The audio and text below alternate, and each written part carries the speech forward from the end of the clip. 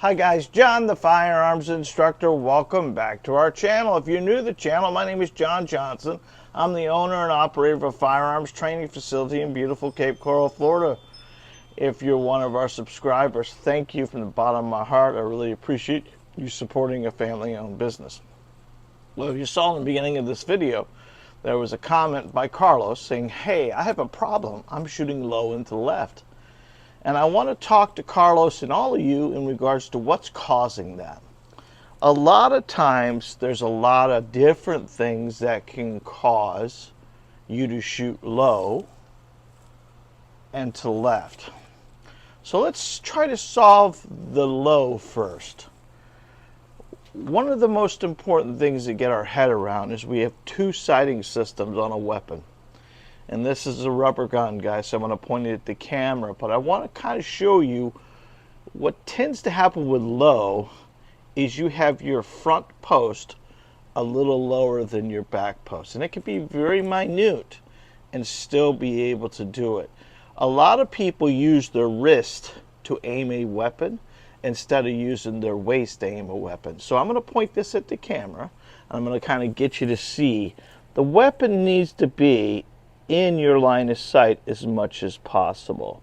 If you bend your wrist to get it to where you need to be, you're going to have this front post lower than your back post, and that's going to cause that low shot. All right, so what you need to do right off the bat, Carlos, is make sure you got this gun in your line of sight where you see no black between the two sights, as well as the black that's underneath your front post.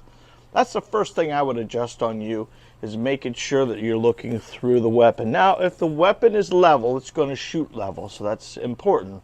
But if we want to move this, we're going to move it with our waist. Keep everything level, but keep my waist moving the gun. Just like we would if we were shooting left or right. We don't move our arms to get there. We move our waist to get there. So same thing here, we're going to move our waist to get the gun to the target, if that makes sense.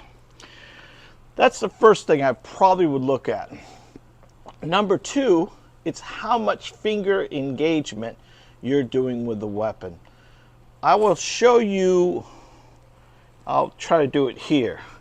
If you have your whole finger in this gun, where you're got almost using the crease of your finger to engage this trigger, this is going to cause a left engagement.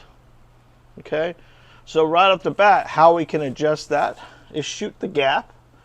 I have a video on this but if you want to make sure, because our enemy with a firearm is this pad right here, because this pad, when it touches the gun, it moves the weapon. So if you hold it here and work that gap, that'll let you shoot the pistol with the tip of your finger, very little less than you would have to if you were to put your whole finger in the gun. When you put your whole finger in the gun, it's naturally going to go to the left. So those two there are the first things I would look at. I would look at how level the gun is. I'm not using my wrist to aim the weapon. And number two, I'd make sure that I was working the gap. Number three, if you're engaging the trigger and you're pulling the trigger, well, that off the bat is a pull of a trigger. I want you guys to think about a scale, all right? If I had a 5-pound weight on this side and I dropped a 5-pound weight on this side of the scale, this 5 pounds would be disturbed, maybe even fall off because the inertia of this 5 pounds hitting this side. But if I were to cut that bag open and start pouring the 5 pounds here, there's a press. We don't pull a trigger, we press a trigger. The more we press the trigger or take the slack out of the trigger and get to a point where we're just slowly engaging the trigger, that's going to stop some of that low press, low press, low press. Because what ends up happening most of the time is someone's standing there with a weapon in their hand and they pull the trigger. They're anticipating. If you don't believe me, I want someone to load your magazines for you. Let's say, for instance, you normally shoot 5 rounds at a time, which, to be honest with you, that could be another factor. Carlos, if you're taking a Glock 19 that holds 15 rounds, you're putting 15 rounds in that gun, probably 5 of those shots are pretty good. The rest of them, you're along for the ride. So I'd highly recommend any of you guys training on a regular basis, put 5 rounds in the magazine at a time.